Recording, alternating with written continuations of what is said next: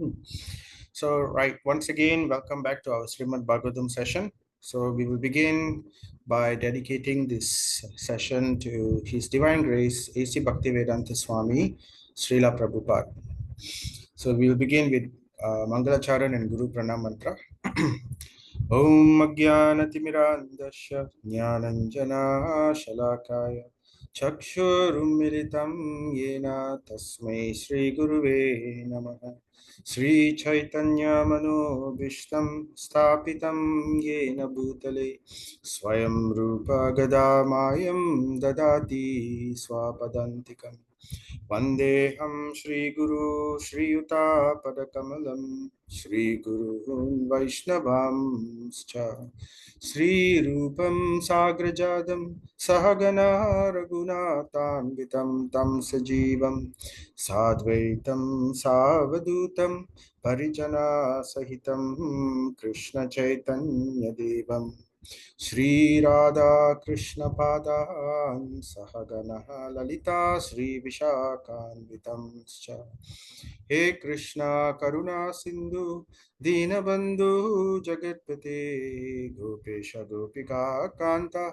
Radha Kanta Namostute Jayatam Shurato Pangur Mama Manda Matirgati Matsarvasva Padam Bojo Radha Madana Mohana Divya Brindaranyo Kalpadru Srimad Ratnagara Simhasanaustau Srimad Radha Srila Govinda Devo Prasthali Bihi Sevyamano Smarami Srimad Rasa Rasarambi Vamsivata Statastitaha Karshan Venur Swanair Gopir Gopinata Shrestanaha Tapta Kanchana Gaurangi Radhe Vrindavaneshwari Vrishabhanu Sute Devi Pranamami Hari Priye Jaya Sri Krishna Chaitanya Prabhu Nityananda Shri Advaita Gadadhara Sri Vasadi Gaura Bhakta Vrinda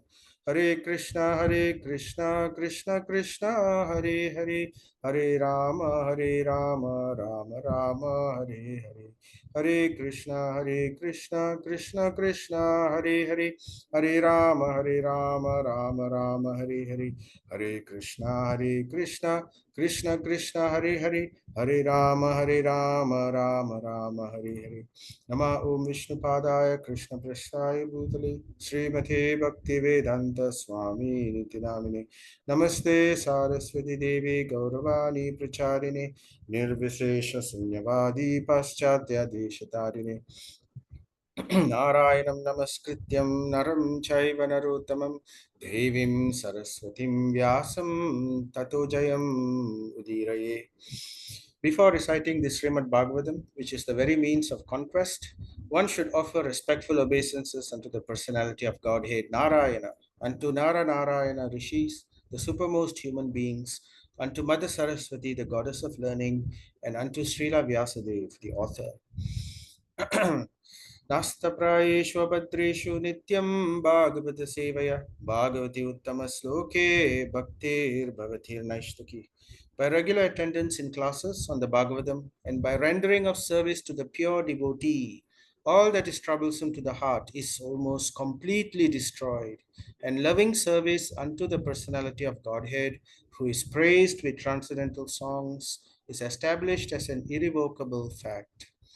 निगमकल्पतरोर्गलितं फलं शुकमुखादमृतद्राव्यसंयुतं पिबत भागवतं रसमालयं मुहुरहो रसिका भुवि भावकः कृष्णाय वासुदेवाय देवकी नन्दनाय च नन्दगोपकुमाराय गोविन्दाय नमो नमः नमः पङ्कजनाभाय नमः पङ्कजमालिने नमः पङ्कजनेत्राय नमस्ते पङ्कजाङ्घ्रे त्वयि मे अनन्दविषया मतिर्मधुपतिया सकृत् रतिम् उद्वहतात् अदा गङ्गे बहुदमुदन्वतिः.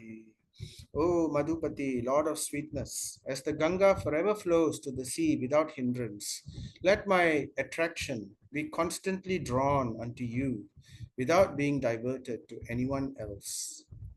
Nama Om Vishnu Padaya Krishna Prasthaya Bhutale Srimati Bhakti Vikna Vinash Narasimhaiti Namine Mukam Karoti Vachalam Pangum Langayatim Girim Yatkripa Tamaham Vande Shri Guru Dinatarinam Ramananda Madhavam Sri Chaitanya Mishwaram Om Tat Sat. So Hare Krishna everyone.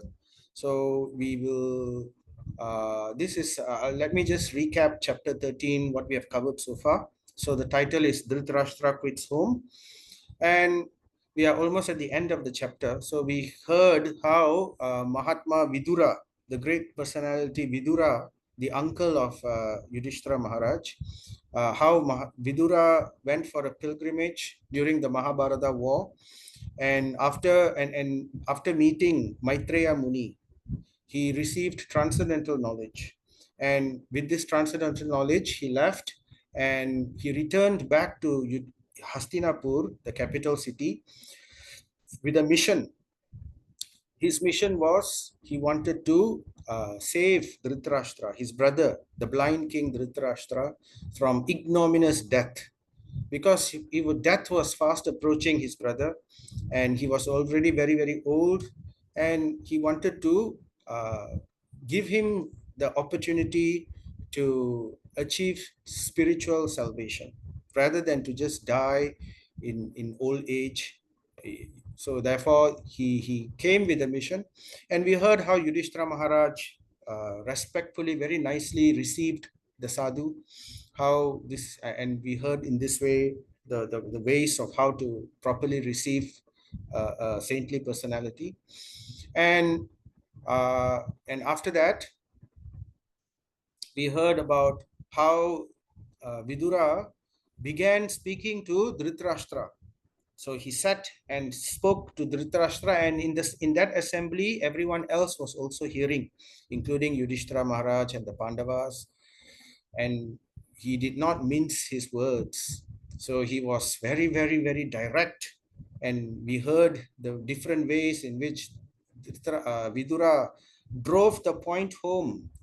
He was telling Dhritarashtra, you are now old, all your senses have become weak, and you are about to die, and you are living in the house of your enemy, which for most of your life you tried to kill. And in this way, have you have forsaken all your honor. So in different ways, he broke the he opened the eyes of Dhritarashtra to his actual situation.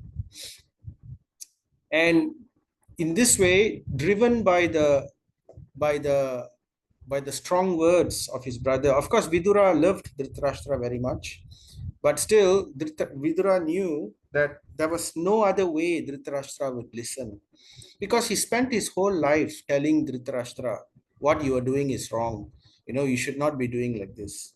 So many instances he was telling nicely, but Dhritarashtra would not listen. He was too blinded by his own selfish desires, and he was blinded by his affection towards his crooked son Duryodhana. So in this way, he became responsible to so many sinful activities.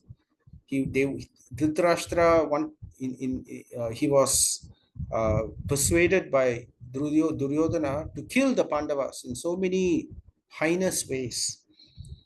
So anyway, so finally Dhritarashtra opened his eyes to his actual position, and he left home. The next day, he immediately left home, and with Gandhari in tow. Gandhari is his wife, so he followed. And we heard how Dhritarashtra leaves for the Himalayas, right? So that they went towards the north. Vidura also left with them, actually. So Vidura, Dhritarashtra, and Gandhari all left together for the Himalayas. And the next day, we heard how Yudhishthira Maharaj came and he discovered that they were missing, and he started to lament. So it was very interesting because although Dhritarashtra viewed Yudhishthira Maharaj, the Pandavas, as his enemy, but Yudhishthira Maharaj never saw them as his enemy. So that's why Yudhishthira Maharaj is a very special personality. He is known by the name of Ajata Shatru. Ajata Shatru means one whose enemy was never born. So this goes to show the very high-minded thinking, the very high morality of Yudhishthira Maharaj. Yudhishthira Maharaj always only saw one thing. His vision was only one. He never saw enemy, friends, nothing like that. He never did any actions simply because he wanted to do them, or simply because it's a nice thing, or the friends wanted him to do it that way. No, whatever actions, or he never even performed any action out of vengeance or out of spite. He only saw dharma. Whatever activity he did, he only did it for the sake of dharma. So that's why he is also called Dharmaraj. So, and in this situation, we saw the very high purity of Yudhishthira Maharaj. His purity was revealed, because most people, when the person who tried to kill you for most of your life, he leaves the palace and goes, they would think, oh, good riddance. But Yudhishthira Maharaj, he felt very, very guilty, although he was in the right, although dharma was on his side, although Lord Krishna himself told him what you're doing is correct, but he felt that he was still personally responsible for the death of the 100 sons of Dhritarashtra. So he was always feeling that way, and nevertheless he would treat them with greatest respect. Even though he became the king, he would still invite Dhritarashtra to sit in a position of a king, and he would still look to Dhritarashtra for confirmation of whatever activities that he would perform as a king. So in this way, he gave all respect to Dhritarashtra and Gandhari. And every morning he would go to the palace to take obeisances from his elders, which included Dhritarashtra. And when they were no longer there, he started lamenting. He was thinking, oh, where have my blind uncle and my auntie, Gandhari, have they gone in their old age? Have they gone to just fall somewhere and die out of brokenheartedness, thinking that I have been neglectful of their care, of their welfare? So in this way, we can see the purity of the heart of Yudhishthira Maharaj. So at that time, his secretary, Sanjaya, the secretary of Dhritarashtra, was also there. And and Sanjaya was telling, these great personalities, because Sanjaya was very dear to Dhritarashtra. They were very good friends. And when they found that Dhritarashtra and Gandhari were no longer there, and Vidura also has left, so Sanjaya was saying, oh, those great personalities have cheated me. So we talked about transcendental cheating in previous session. What was transcendental cheating? So cheating is done for a great cause. So anyway, during this time, Narada Muni suddenly came from the heavens.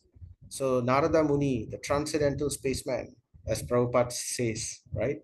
So he appears, and Maharaj Yudhishthira Maharaj welcomes him, and he calls him Karnadara. Karnadara means captain of the ship. So in other words, he sees Narada Muni as Guru. So he says, you are just like the captain of the ship. We are now overwhelmed with lamentation. And just like how a ship's captain can direct the ship or the vessel to cross over the ocean from one side to the other side. So in this way, you are like the expert captain who can help us, the human beings who are like the boat, to cross over from the souls, the jivas, to cross over from this ocean of life and death, to go over to the spiritual world. So in this way, he welcomes Narada Muni, and he asks Narada Muni, so where have they gone? And he starts lamenting, and Narada Muni gives his instruction. So we heard Narada Muni's instruction. So Narada Muni chiefly came to pacify Yudhishthira Maharaj and to leave an instruction. So we can learn many things about how to pacify someone who is in sorrow. So therefore, Narada Muni begins with Siddhanta. Siddhanta means he gives knowledge. Of course, there are different ways to pacify people in different modes.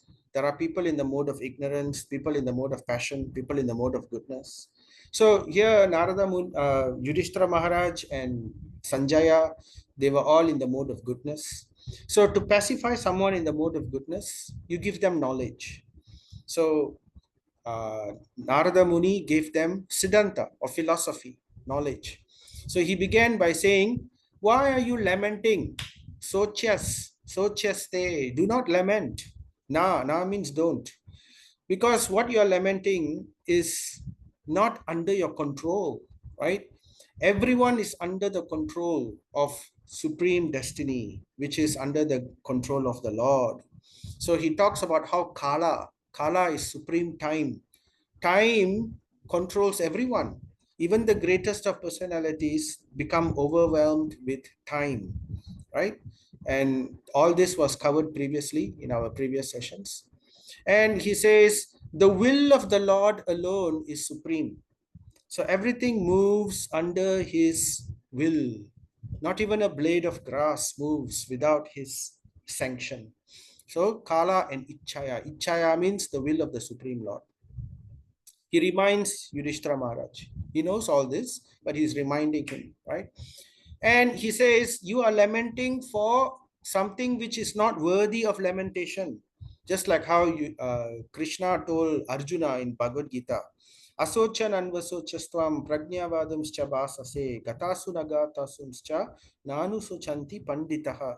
You are speaking like a learned pandit, but you are socham, you are lamenting for that which is not worthy of lamentation, right? So why? Because you are lamenting about something which is sneha moha, illusion. So you are worried about your relationship, they are gone. So in that way you're worried about them. So this is just illusion of relationship, sneha. So this was also we discussed this previous session to some detail. And he's saying you cannot give them protection, and because you yourself are under the three modes of nature, you are conditioned, everyone is conditioned, they are conditioned. So therefore, simply being conditioned by the three modes of nature. And then he goes on to give examples, just like how everybody in this world, the relationships everybody have in this world is all temporary. We have taken different births. In our different births we have had different parents, different father, different mother, different brothers, different family members, in different roles and situations we have gone through, right? So these are all temporary. Just like how in a river, in the river of time, sometimes different clumps of grass and leaves, they clump together and they get washed away together in a group. And then after some point in the river, they disperse and they move about separately. Some will sink, some will move away, and then they will again clump together with different groups. And then in this way, they keep floating, clumping together, separating, clumping together and separating. So some yoga and Vigamo. Some yoga means come together, Vigamo means separates.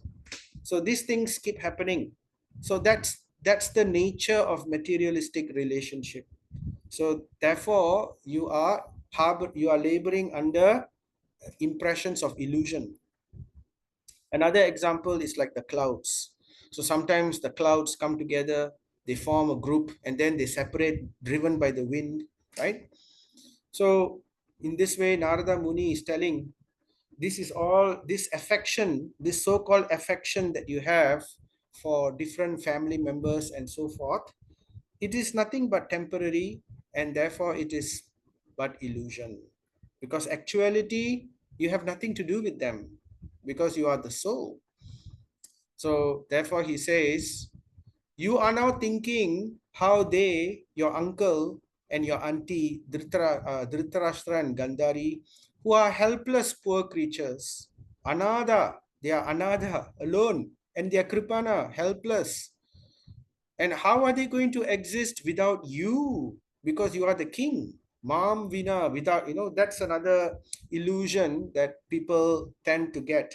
Without me, this will not happen. Or without me, how will they live? Or without me, how will this survive? Or how will that go? How will this happen? So sometimes we get into this idea that everything rests on us.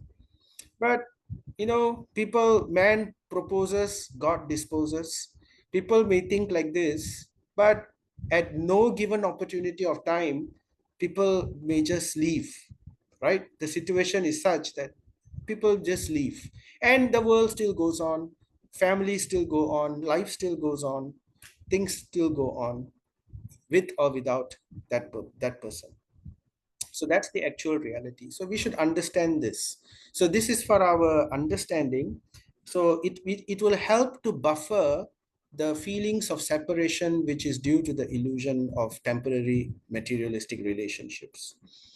So then he's telling, you want to give raksha. So first he says, do not lament, right? Now he's so chaste, don't lament, because all this is temporary, and these relationships are illusionary.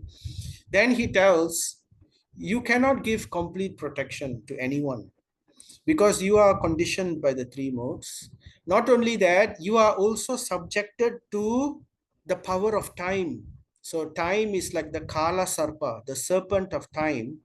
You are in the mouth of the serpent of time yourself.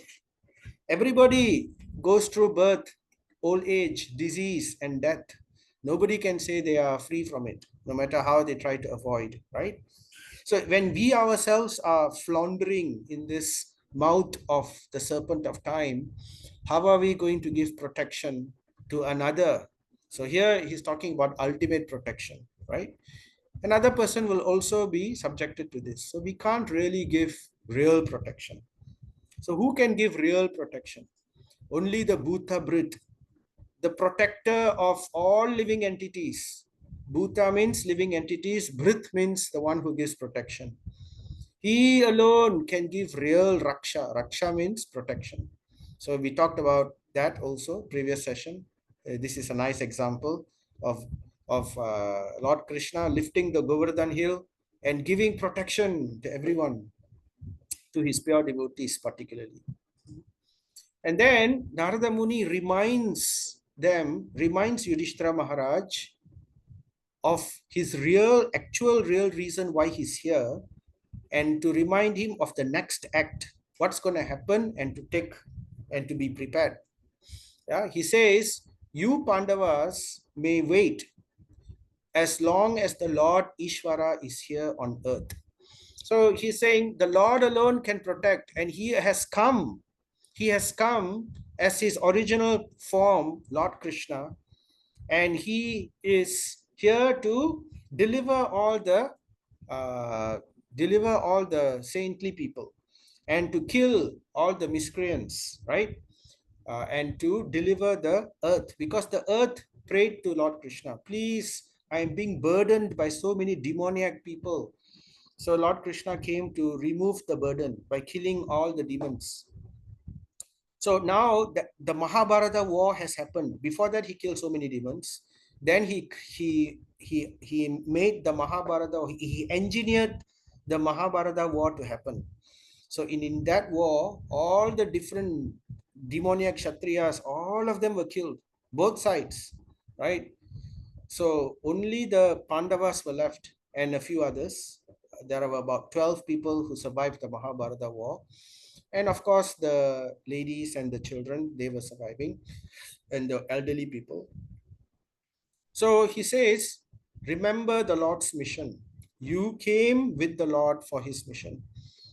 You may wait here in this earth as long as the Lord is here on earth. So he's giving a hint.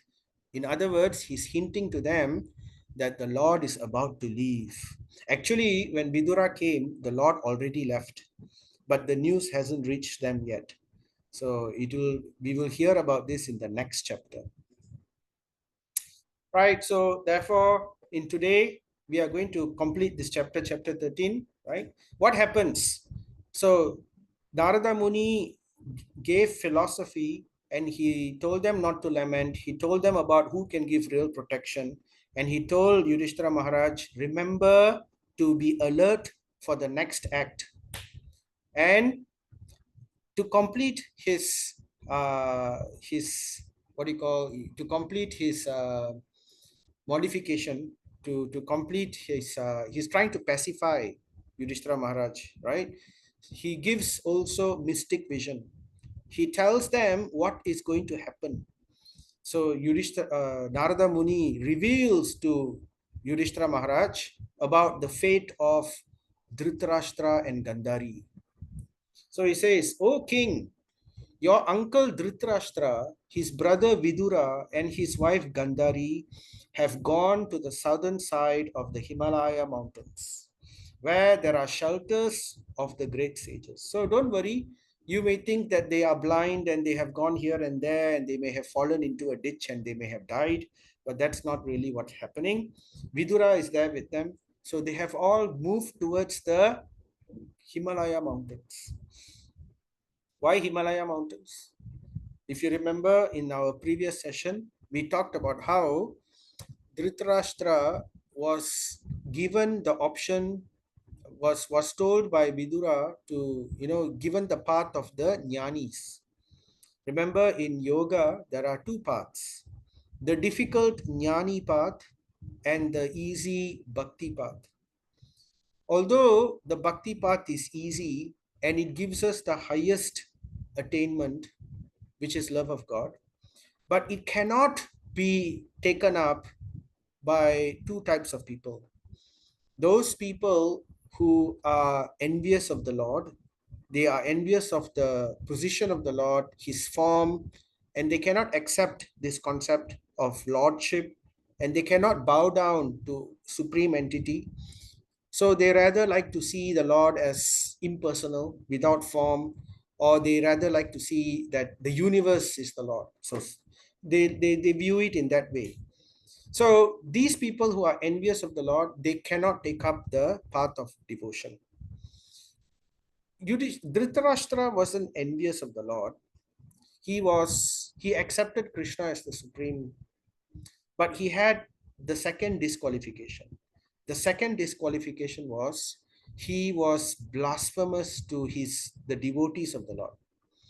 He was attacking the devotees of the Lord. Who he was attacking? He was attacking the Pandavas. He wanted to kill the Pandavas, right? He was moved by the cunning of his son Duryodhana, and guided by his inner selfish desire to become the king or to have his own children to be the king. He became blinded of all morality, and he was even willing to go to very, very low levels to secretly kill the Pandavas, even when they were children. So he hatched together with, of course, Duryodhana was the mastermind, but Dhritarashtra sanctioned it. He allowed it. He never stopped it. So in this way, and even at the last point of battle, he asked Sanjaya very eagerly, what are they going to do? Are they going to fight, or are they going to be peaceful? So he still wanted them to fight, and he wanted the Pandavas to die. So therefore, because of this offense, and even after the Mahabharata war was over, even after Yudhishthira Maharaj was established as king, and still in their house, Dhritarashtra was living. And although they were given the greatest of respect by Yudhishthira Maharaj, but still he never forgave the Pandavas. He was still blaming the Pandavas for the death of his children. So because of that, it was impossible for him to take up the path of devotion. So Vidura, he wanted so much to give devotion to Dhritarashtra, but he knew it was not possible. So therefore, he gave the second best option.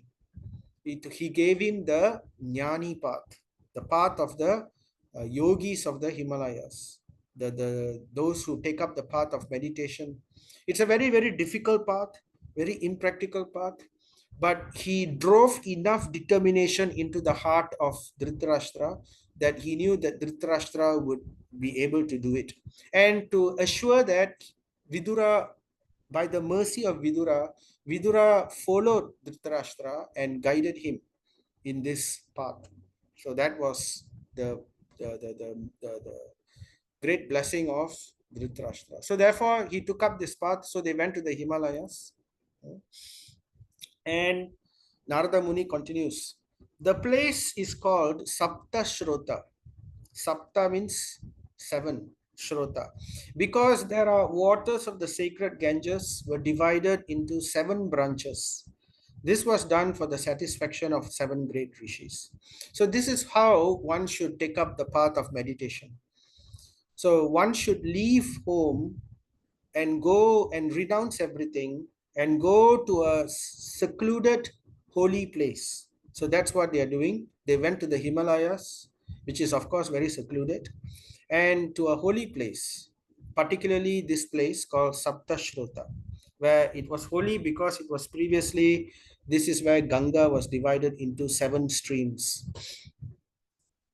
So here on the banks of at Saptashrota, Dhritarashtra is now engaged in beginning Astanga Yoga. This is the eightfold mystic yoga process of meditation, which is mentioned in the Bhagavad Gita, right?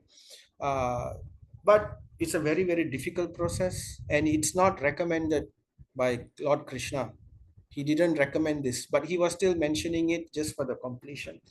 But anyway, as I said, this path is meant for those who are serious in spiritual life, but who are envious of the Lord or who have committed offenses to the pure devotees of the Lord. So for them, still an option is available, and this option is taken up by them. So Dhritarashtra is engaged in Ashtanga Yoga according to the tenets of the scripture, Yata Vidhi. So that's another thing. Anyone who follows yoga cannot just do it whimsically.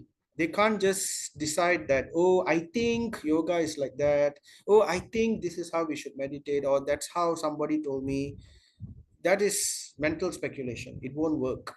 It has to be done it's a scientific process, and it has to be done scientifically according to proper instruction of the scripture, right? So therefore that's the way it should be done. So this Narada Muni mentions that. So he mentions that Dhritarashtra is following this very carefully. So what is he doing? He is doing snatvam suva. Snatva means bathing. Savanam. He is bathing 3 times daily, morning, afternoon, evening. So actually 3 sandhya. Sandhya means during the transition of the day. The first transition is at dawn. Second transition is at noon. Third transition is at dusk.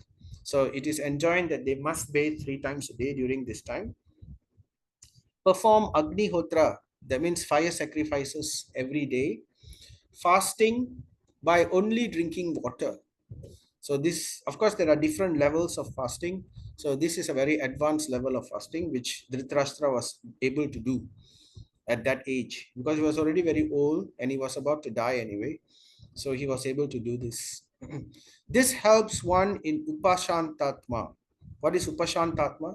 To control the mind and the senses. So there are certain do's and don'ts. This is the beginning process of Ashtanga Yoga. Ashta Anga, 8 limbs. Ashta means 8, Anga means limbs. The eightfold method. So the first fold, this is the eightfold. So this is called Ashtanga Yoga. So the first, this is like the first branch. This is called Yama, and the second branch is called Niyama. So in Yama is injunctions of what you should not do. So that's already being done. What you should not do is you should not stay with other people. You should go to a secluded place. And in this way, you should fast, no, not eat and all that. bathe 3 times a day. So these are the do's and don'ts, yama and niyama. That is the beginning part. It's very strict. It's not easy. That's why, it's not the recommended process for Kali Yuga. Previous Yuga, some of the people could do it, right? Much less distractions, much more determination, much more holy places, and conducive environment. But in Kali Yuga, it's not possible. Very, very difficult. Right? So, but still, he's describing this. So, by this process of yama and niyama, the do's and don'ts, the various do's and don'ts, of which three of these are mentioned here, right? What's the purpose? The purpose is ultimately to control the mind and senses. Why? Because the mind is the instrument in which one can free the soul, to attain self-realization. So in this way, one frees one completely from thoughts of familiar. So, but going step by step. So in the beginning stage, we have to control the mind so that they can be completely severed of thoughts of familial affection. So the sneha moha, just now we mentioned, Narada Muni was talking about how uh, familial, this relationships, this is all illusion. So to control the mind, one can break free the thoughts of familial affection. So he's living alone, sitting here. He will not be disturbed by thoughts of his family or his sons or his children or whatever. He's free to fully focus. So one has to come to that stage. So Prabhupada explains, material existence means to be absorbed in the material objective. House, country, family, society, children, property, business, which is all simply illusory because they are temporary, right? And they are something which goes up and down. So, and Prabhupada continues, the yoga system helps one to become free from all these illusory thoughts and gradually turn towards the absolute person, Paramatma. So, this is the mystic yoga process. One who has controlled the sitting postures, Jita Ashana, and the breathing process, Jita Swasaha, can turn the Sat Indriyas. Sat Indriya means the six senses. Indriya means senses. So that process is to turn the senses inwards. That's called Pratyahara. So these are the next three processes. Remember, I told you Ashtanga Yoga is eightfold. The first one is Yama, the do's. Second one are the don'ts, the niyama, right? And then comes asana. So by practicing celibacy, by practicing control of the senses, by fasting, by going to a secluded place, so and in this way, one practices the third step, which is asana. Asana means one practices various asana or postures. So by practicing these various postures, the aim of that is so that one can sit like this in Padmasana. One can sit in Padmasana for hours upon hours without bodily distraction. Like right now, we cannot even sit in a normal position for a long time, right? We can't sit like this for a long time. We have to move. So the process of asana trains the body, conditions the body, so that they can sit. Ultimately, the purpose is to keep the body healthy and to let the body sit without being disturbed, without pains, aches, or whatever it is for a long period of time. Why?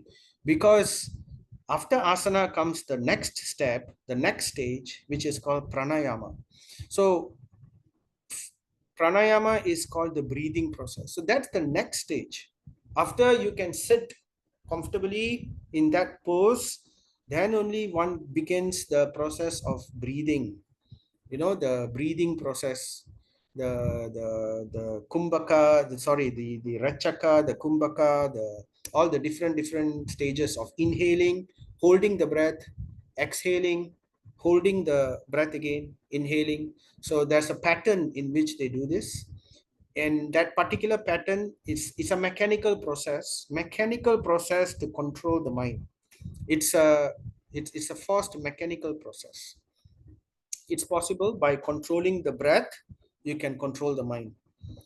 So after pranayam, after mastering the control of breath, right, one becomes very healthy. One is able to extend one's concentration. So then one is able to turn all the senses inwards. So this is called pratyahara. Detachment, complete detachment from sense objects. This is forcibly done. It's not natural. It's forcibly done with the power of the strength of the mind to forcefully turn the senses inwards into searching for the Paramatma inside us. So that's called pratyahara, the process of pratyahara. So here it's mentioned also, right? And towards what? Turning the senses inwards, because now our senses are all outwards. Our eyes are looking out, our ears are hearing outside, everything is outside, external. Pratyahara comes after the mastery of the breathing to turn the senses within, to search for what? To search for Hari, Hari Bhavanaya, right? That means that person Hari who is within as Paramatma. Because in this body, remember, there are two souls. One soul is us, and the other soul is the Paramatma, the super soul. So there are two souls within the body. So we are turning towards looking at our Atma as we are searching towards to view our Atma. At that point is Pratyahara, and after Pratyahara comes other stages, right? So we will go step by step. So at this stage of Pratyahara, one can come to a platform where he becomes immune to Raja, Sattva, Tamo, the three modes of nature. After Pratyahara is mastered, then he becomes immune to the three modes of nature. He's at the verge of liberation. So Dhritarashtra, so Narada Muni continues, Dhritarashtra will have to amalgamate his pure identity with intelligence. So at that stage of bordering towards liberation, his goal is not, his goal is to, as he searches inside, as he uses his senses to go within, he will need to combine his identity, which is the atma, the identity is the understanding of the atma with the intelligence. Currently we are thinking that we are the body, right? So, and we are thinking, my name is Sudarshan, or and I have an Indian body, I'm born in this family, I'm born as a Malaysian, so I have this identity. So that's a material identity, and this identity, this consciousness of having this identity is very much linked to the ego. So we all have egos.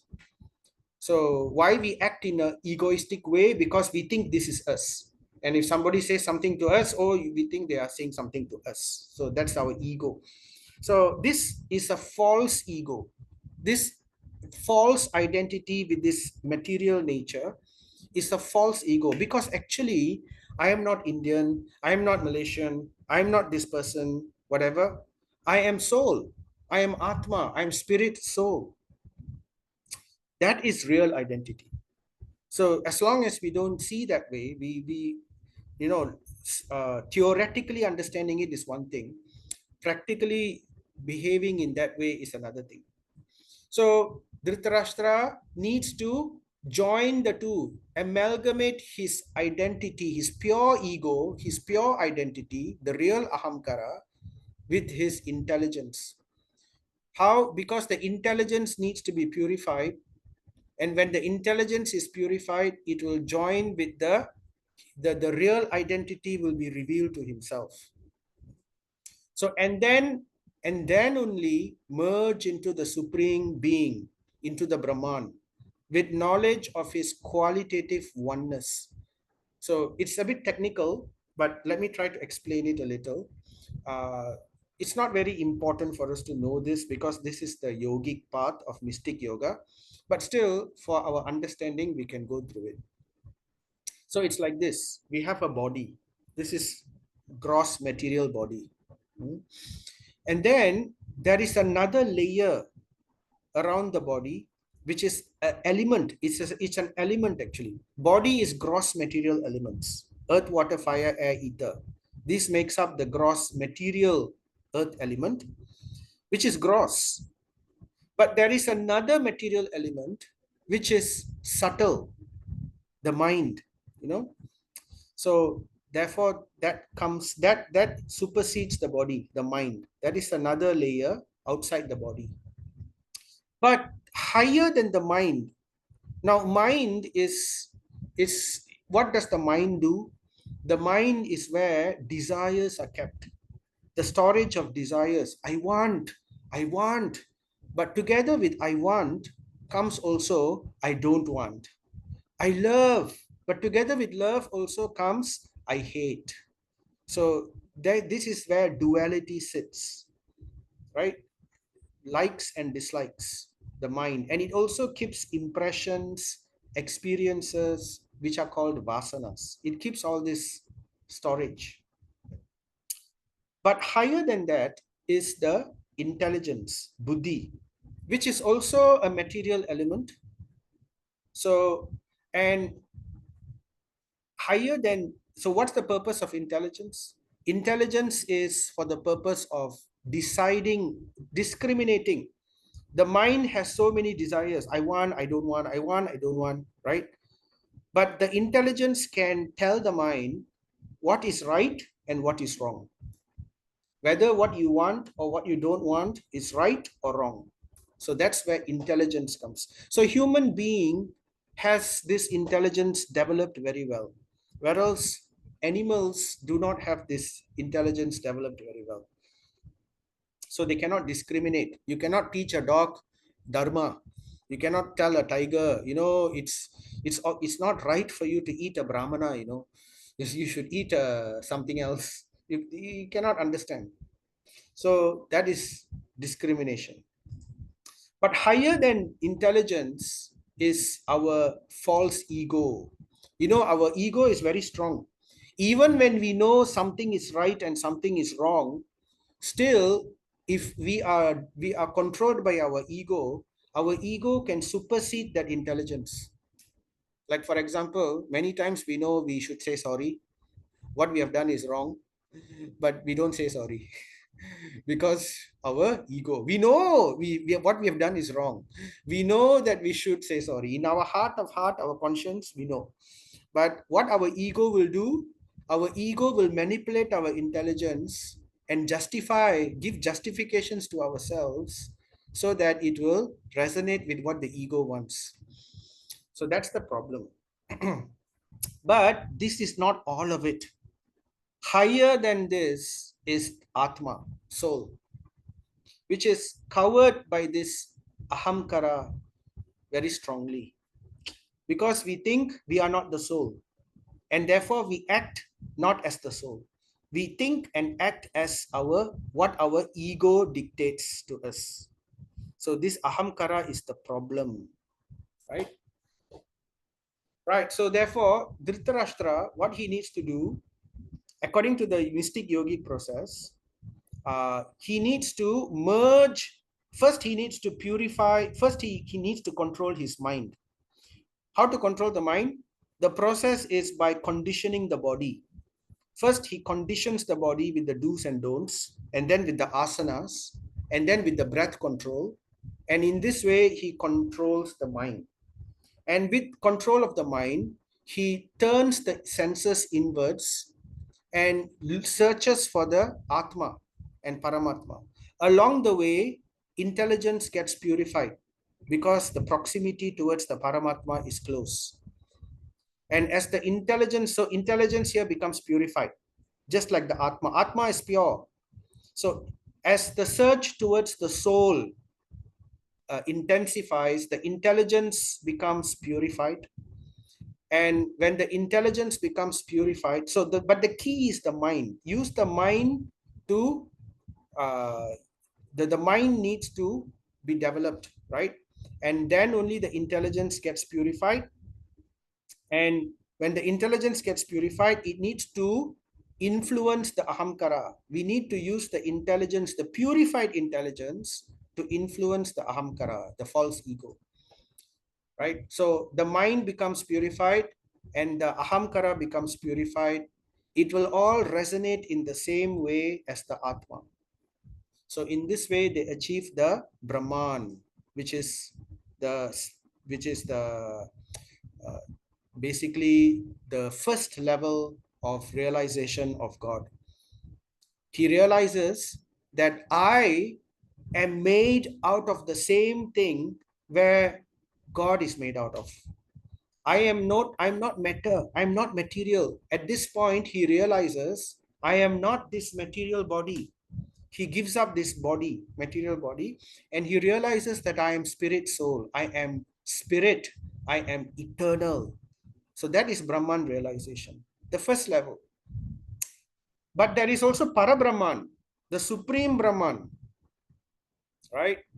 So in the mystic yogic process, Brahman is not the goal. That is the goal of the jnanis. After Brahman, he wants to search further. He searches, he looks inside and he discovers the Atma. But when he looks at the Atma, he also opens his eyes, and next to the Atma is standing the Paramatma. So the Paramatma is revealed for the first time to him. So at that point, he realizes, oh, wow, this Brahman, the spirit soul, actually originates from the Paramatma. It's coming from the Paramatma. Just like light. Light, is there light without source? Have you ever seen light without a source? When you enter into a room, there is light. Where does the light come from? It comes from a light bulb, correct? Similarly, when we go outside, everything is bright, daylight. Where does the light come from? It comes from the sun. There's a source. And where does the lights, the source of the sun comes from? From the sun god, right? Inside the sun planet. So similarly, Brahman, which is light, Brahma Jyoti, the light of Brahman, which is eternal, which is spirit, of which I am also part of, has a source. And that source is the Parabrahman, the Paramatma. So he realizes that at this point, right? But still, then only he may start to begin bhakti if he is fortunate, right? But it's a very slow process and a very difficult process. So then Narada Muni continues. Dhritarashtra, he will have to suspend all the actions of the senses, even from the outside. So he gives up his body at that time. So anyway, so what happens after Pratyahara? So we're going step by step.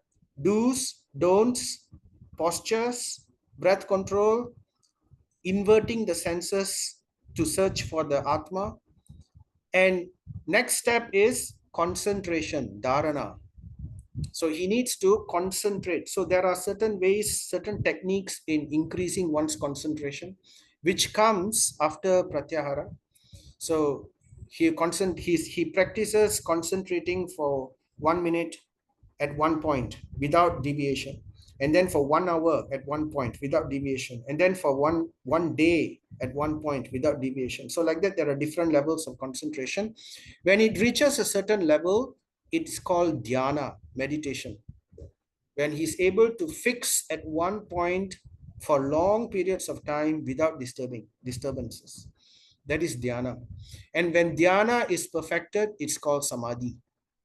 Eternally in fixed concentration with the Supreme, eternally in link, in connection with the Brahman. So that is the topmost position for the Dhyana Yogi. So therefore, and he will have to be impervious to the interactions of the senses, which are influenced by the modes of material nature. So he needs to resist the senses at this point also still, right? And after renouncing all material duties, sannyasta, he must become immovably established, stanur. So this is the position of samadhi, immovable. perfectly in meditation, beyond all sources of hindrances on the path. So ultimately, he achieves this point. So Narada Muni is telling Yudhishthira Maharaj, don't worry, your uncle has attained all this. He will be attaining all this in the next few days. Narada Muni can tell the future. He could tell the past, present, and future. Few people could do that. And O king, he will then quit his body, most probably on the fifth day from today. So Narada Muni is telling what will happen. And his body will turn to ashes, bhashmam. How? So Prabhupada explains, the perfection of the yoga system is attained by such mystic power. So when one is able to control the mind and perform such austerity, there is one distraction which comes at that time, the distraction of mystic powers. So at that time, mystic powers starts to emerge. These are called siddhis. They start to emerge in the body. This is the last. So there are different types of mystic powers, minor mystic powers, major mystic powers. The major mystic powers, there are 8 types of siddhis. So one of those is called prapti siddhi, the ability to attain anything that you wish for just by the thought. That's called prapti siddhi. And then there's another siddhi which allows you to create universes. You can create a planetary system within a planet, and you can become the lord of that planetary system. So there are examples of this in the scriptures. Vishwamitra created such a planetary system one point of time. So those are siddhis. And then there's another siddhi where you can become as large as the largest entity. That's called Lagima siddhi. And there's another siddhi called, that's called Mahima.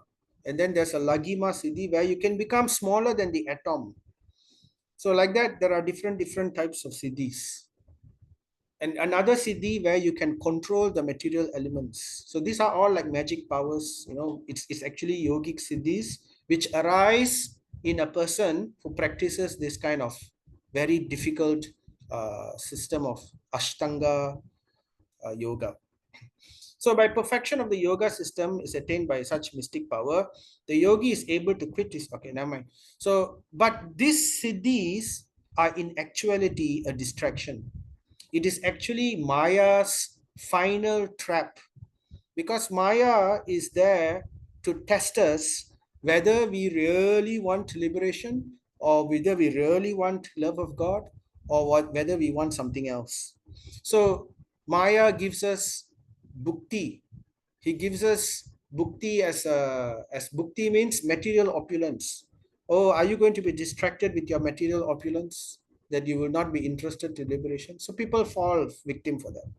Some people may persevere and they do this mystic yoga and they get this kind of powers.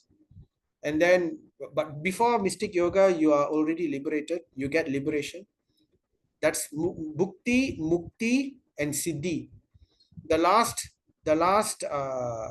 just being liberated is one thing, but to get powers like God, to get divine powers where you can do so many things, that is siddhi, the last trap of Maya. So do you want this? If you want this, they fall trapped for siddhi. They enjoy it. They use their power for various purposes. They forget about self. They forget about going further in their spiritual destination, and they will want worship after that. They will come down from the Himalayas, and they will expect people to worship them, and they will say, I am God. See, I can do this, I can do that, I can heal you, I can do anything. So in this way, their spiritual journey is broken. So Maya is successful again. Back to life and death after that. They will fall down. So, but Dhritarashtra is in this path, and Narada Muni is telling he will attain this. And what will happen is, at that time, but those who are really serious in spiritual life, they won't fall to the siddhi. They won't fall to the trap of this siddhi, mystic powers. Instead, they will use this mystic power to generate heat, concentrate that heat in their chakra, and from that heat, use it to destroy their material body, combust. So in this way, they combust themselves like this. Immolation. So Narada Muni is describing while outside observing her husband, who will burn in the fire of mystic power along with his thatched cottage, his chaste wife, Sadhvi Gandhari, will enter the fire with rapt attention. Anuvikshati. So here it's describing how the yogi, the successful yogi, will merge his consciousness with the Brahman and destroy his material body by mystic yoga and continue his journey further. His journey is not ended because his search for the Paramatma is still continuing until he reaches Bhagavan.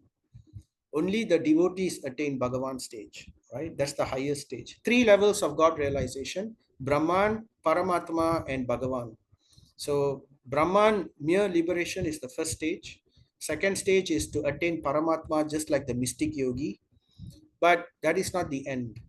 The end is to attain the stage of Bhagavan, to go back to the spiritual world, to be with Bhagavan in the spiritual world. That is the final stage. This person attaining Paramatma will not enter into the spiritual world. They are liberated. They are free to travel anywhere within the material region, and they do not undergo the sufferings of the material world. They are liberated. But they are not in the spiritual realm also. So that's the problem. So here it is describing how the, sati, those days when the husband dies, the wife will enter into the fire, the burning fire, cremation. So this rite is called sati. So this sati rite is done in the past, but it's forbidden in Kali Yuga. It's one of those things which is forbidden in Kali Yuga. So how it was done was, is described that the relationship, the attachment that the wife has for the husband is so strong, because that's the dharma of the wife. The dharma, by developing the attachment to the husband very strongly, whatever situation the husband attains, automatically by free transit, the wife also attains the same destination. So in this case, Gandhari didn't have to do this mystic yoga. Simply, her husband only had to go through all these difficulties. She simply had to serve him. Her attachment will bring her to the same destination that he receives. That's the speciality of wives. They will attain simply whatever the husband attains by whatever piety or thing that the husband gets, the wife automatically gets, so long as she is chaste towards the husband. So the relationship of the wife is so strong that when the husband dies, the pain of that separation is so hot. It burns her so much, the pain of separation, that rather than to tolerate that pain of separation, the wife is willing to enter physical fire voluntarily. So that's why it's given here, rapt attention, anu vikshati. She's not forced into it. She's not caught and brought into, forced into it. So that's the perversion which is done in Kali Yuga these days. About 100 years ago, these things were still happening in India, where the wife was forcefully brought into the cremation and forced to enter the fire. So that is abomination. It's not supposed to be that way. In Kali Yuga, it's forbidden because such attachments is no longer possible in Kali Yuga. So anyway, this is what she did. Gandhari did that. So Prabhupada says the action sati is considered to be most perfect for a woman. A chaste wife like Gandhari would feel the separation of a husband to be more burning than actual fire. In this fallen age, however, it is not possible for any lady to follow the sati rite as chastely as it was done by Gandhari and others in past ages. So therefore, the sati rite is forbidden by scripture in Kali Yuga. So then Narada Muni continues, because Vidura is also there. So Vidura being affected, Ascharyam. So he is very amazed, being affected with delight, Ascharyam Harsa, with wondrous delight, and at the same time Shoka, grief, will then leave that place of sacred pilgrimage. Why delight? Why delight is because he's happy that both of them have at least attained a spiritual destination. And why Soka, grief? Not because he's gone, because Vidura is transcendental himself. He's sad because he thought I could never give him bhakti. Dhritarashtra and Gandhari, they could not take up bhakti. So he was sad for that. But still he was happy because he knew that their journey would still continue. And it's definitely much better than being in the material world. So he was happy, at the same time a little sad, and he left that place of sacred pilgrimage because that is not the place of Vidura. Vidura is a devotee. He is not a yogi, but he knew the arts and he instructed Dhritarashtra. And once Dhritarashtra was gone, Vidura left that place. Because for devotees, Himalaya is not the place. For devotees, they go to the sacred pastimes of the Lord, like Vrindavan, wherever the Lord has spent his pastimes, that's where the devotees stay. So Prabhupada explains, Vidura was sorry that he could not make his brother turn into a pure devotee because of Dhritarashtra's being inimical to the Pandavas. So therefore Prabhupada explains, an offense at the feet of a Vaishnava is more dangerous than an offense at the lotus feet of the Lord. Ultimately, the result of such mercy, so because of the offense of Dhritarashtra, he could not take the bhakti path. But still, the Lord is merciful, and even more merciful than the Lord is merciful. He gives the path of the jnanis, the Ashtanga yogi path for such people. And even more merciful than the Lord is the pure devotee of the Lord, like Vidura, who went out of his way to show the path of this, to show this path to Dhritarashtra and to guide him. And by his mercy, Dhritarashtra, although blind, although old, very quickly he attained, within 5 days, he was able to attain the perfection simply by the power of the mercy of a pure devotee like Vidura. Otherwise, it would not have been possible because in Bhagavad Gita, Krishna says this process of Ashtanga Yoga, one may take many lifetimes until he may attain perfection. Just like Vishwamitra. Vishwamitra didn't attain it very easily. He took so many years. So many people took millions of years, thousands of years, hundreds of years, many. Even Dhruva Maharaj took 6 months. But Vidura, by the mercy of Vidura, Dhritarashtra was able to attain within 5 days. Although it was very difficult. So that's the power of a blessing of a pure devotee. So ultimately, the result of such mercy certainly depended on the will of the Supreme Lord. So, but even the mercy of the devotee ultimately depends on the will of the Supreme Lord. So therefore, Dhritarashtra attained liberation only. So he could not attain bhakti. The Lord doesn't give bhakti, even if the pure devotee wants to give bhakti, but the Lord puts a condition. If you are offender, cannot. So that is the point. So Dhritarashtra could not receive bhakti in that life. So therefore Dhritarashtra attained liberation only, and after many such liberated states of life, one can attain to the stage of devotional service, again by the grace of a pure devotee.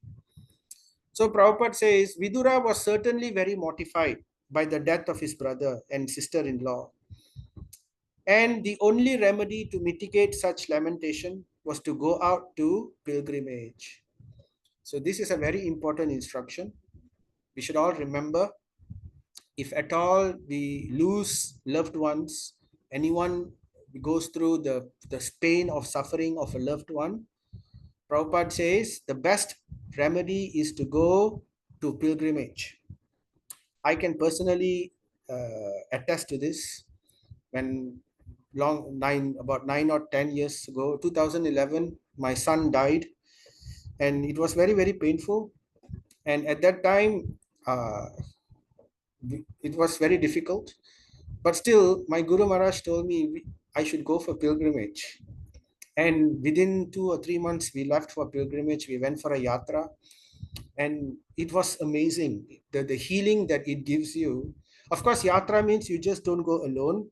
You go together with many devotees, like in a festival or in a s- in a guide in a what do you call a spiritual tour. So you visit all the holy places, and you hear about the pastimes of the Lord, and it becomes very, very sweet. It can actually remove all the pain from the heart. So that is the power of associating with the devotees and with the holy places of the Lord. So many people have also attested to this. So this is Prabhupada's recommendation based on scripture. The only remedy to mitigate such lamentation was to go out for pilgrimage. So, having thus spoken, the great sage Narada, along with his Veena, ascended into outer space. So, this is what Narada Muni does. That's why Prabhupada calls him the spaceman. So, he left, and Yudhishthira Maharaj kept his instruction in his heart. So, this is what we should do. Narada Muni was accepted as Guru by Yudhishthira Maharaj, and whatever instruction that Narada Muni gave, Yudhishthira Maharaj kept it in his heart, and in this way gave up all lamentations. Ajahat Suchaha. He became cleansed, he became purified. So, Narada Muni, to summarize, Narada Muni gave, in order to vanquish the lamentation of those, particularly in the mode of goodness, first, philosophy, knowledge has to be strong, right? One has to have knowledge, and one has to have surrender that the Lord is the ultimate provider. And one must always remember the mission of our life and the purpose of what we want to achieve, right? And of course, Narada Muni was able to give mystic vision also, which is not something which we can get nowadays. But still, the pure devotee or the guru can guide us with his vision.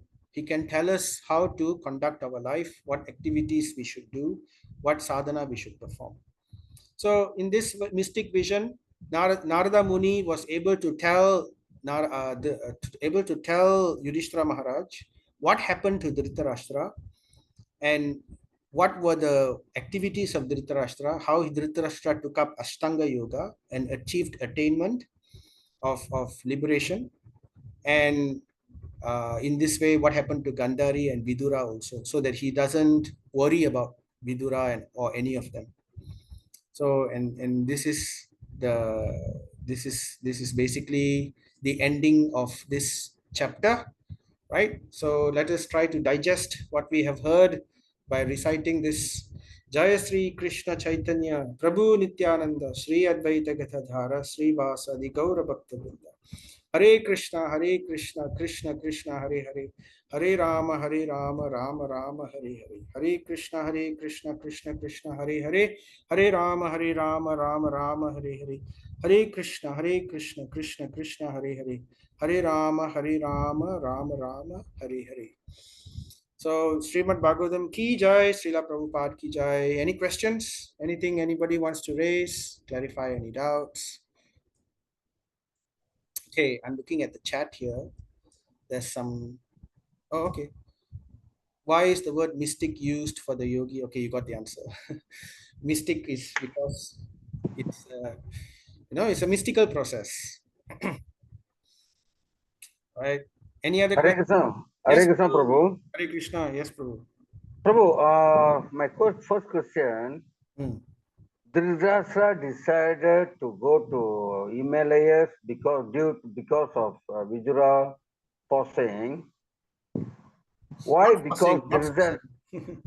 pardon? Not forcing. Just he told him. Requesting, or put Yeah, it yeah, requesting, yeah, more yeah. decent word is it? Yeah, he instructed him, Instructed. this is the way to take up the, in order to take up the mystic yoga path, You have to go to a holy place, to a secluded place.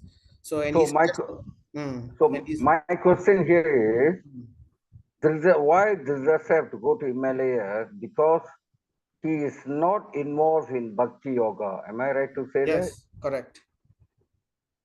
Okay, Prabhu. My second question, in all yogas, that means Satya Yoga, Treta Yoga, Draupada Yoga, and Kali Yoga, Mm. are all humans uh, influenced by the three material nature? Yes, as long as we are in the material world, in material creation, we are influenced by the three modes of nature. Yes, Even during Satya Yoga? yes, yes. It's just that at that time, mode of goodness was more predominant. And then in Treta Yuga, mixed of mode of goodness, mode of passion. And then in Dwapara Yuga, mixed mode of passion and ignorance, less mode of goodness. And in Kali Yuga, predominantly mode of ignorance and passion, very little mode of goodness. So all of us, the eaters, we are humans are influenced by Yeah, mode of three modes. yeah. Not only humans, even the devatas, as long as they are in the material world, in the material creation, they are influenced by the three modes of nature. Including Brahma, is it? Yes, including Brahma. Thank you, Prabhu. Thank Hare you. Krishna. Hare Krishna. Right. So yes, Savita Mataji, you have a question. You raised your hands.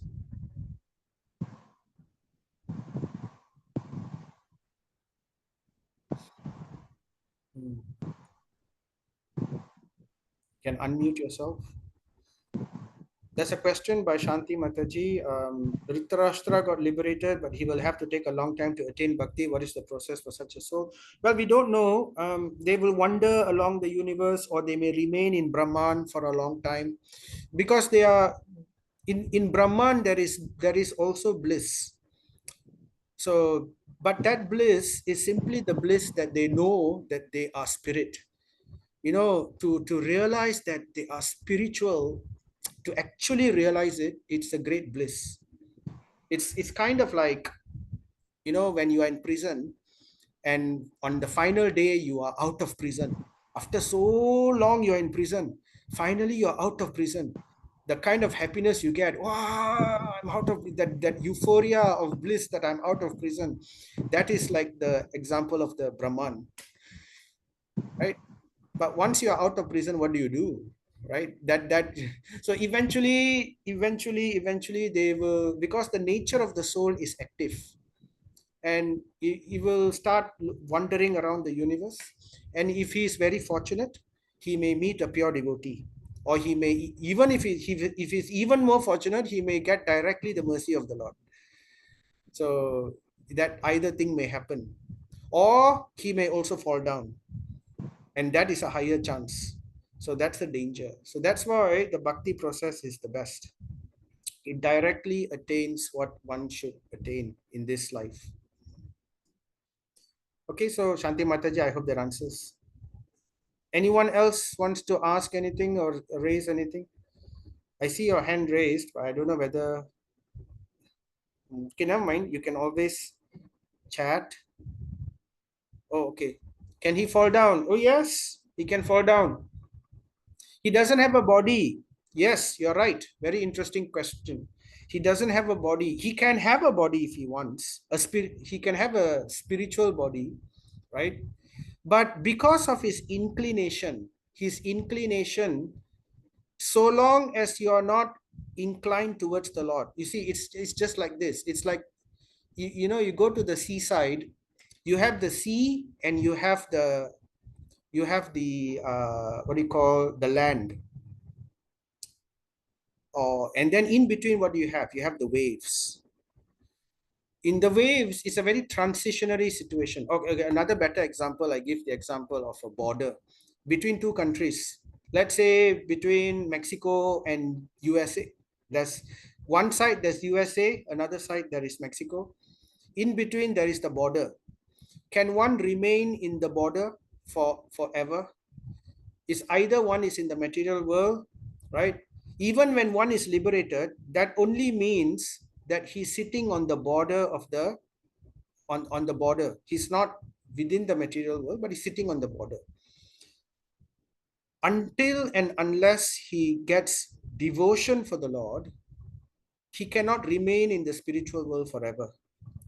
Because the very fact that everything in the spiritual world is serving the Lord, it's repulsive for that person. So he will be inclined towards the material world. He will not want to remain in the spiritual world by his own choice. So ultimately, it is his choice. So the choice is there. It's kind of like this: when you open your eyes and you see a very wonderful personality in front of you, what do you feel? There are only two things you can feel.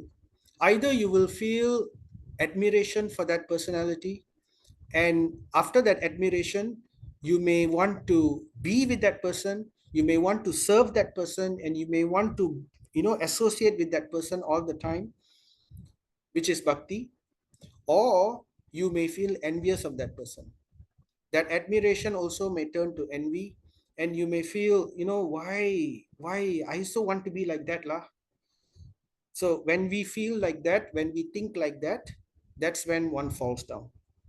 So you cannot remain in the spiritual world with that mentality. So the material world is created for this mentality. So therefore we come to the material world. Okay, I hope that answers. It's a very deep subject matter. Actually, it's a very, very deep subject matter and something which is discussed at a very high level. But anyway, you asked a very intelligent question. Okay.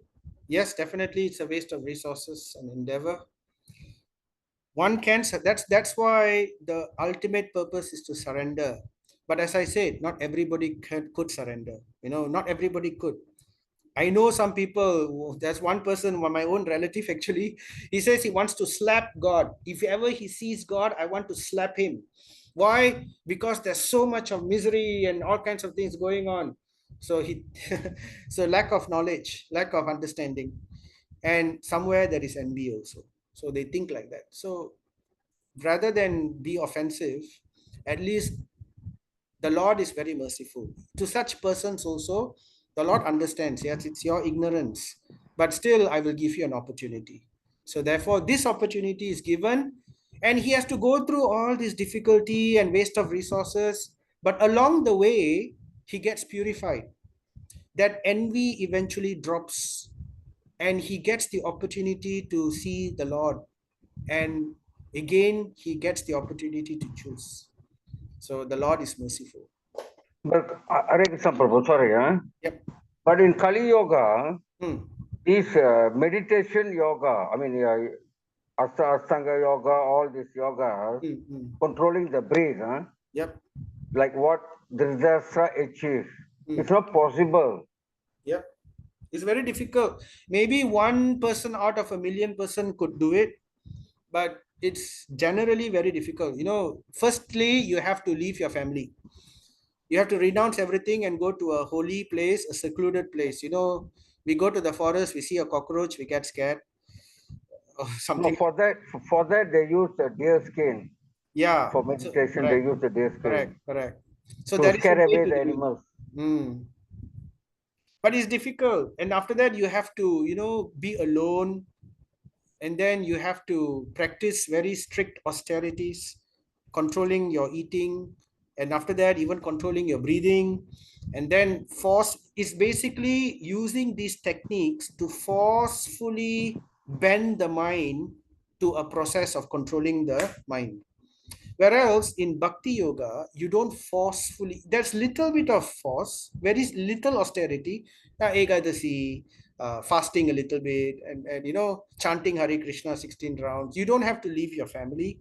You don't have to leave everything. Some austerities are there, but because you are associating with devotional service, it will automatically remove our attachment. Because we are trying to attach ourselves to Krishna, automatically our attachment for lower things becomes dull. When we see something nicer, our attachment for the lower things becomes dull, right? That's the psychology of bhakti. So bhakti doesn't say negate everything.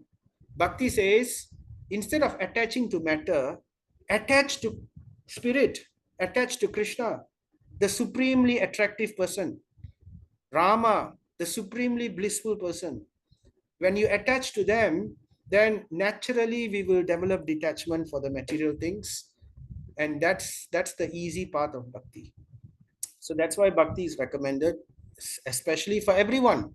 Everyone can take it up at any point of life, in any situation of life. There are so many examples of such things in our scriptures. Whereas, Raja Yoga or Astanga Yoga is not easy. All right, so if there's no further questions, we'll stop here. Anything else? Very happy to receive questions. You can post it in the WhatsApp or you can message to me also. Uh, so we will end here. Srimad Bhagavatam ki jai, Srila Prabhupada ki jai. Jai. Thank you very much. Hare Krishna. Hare Hare Krishna. Thank you, Krishna. Prabhu. Thank you, Thank you, Prabhu. Prabhu. Hare Krishna. Hare Krishna, Krishna Thank you, Prabhu, thank you. Prabhu. Hare Krishna.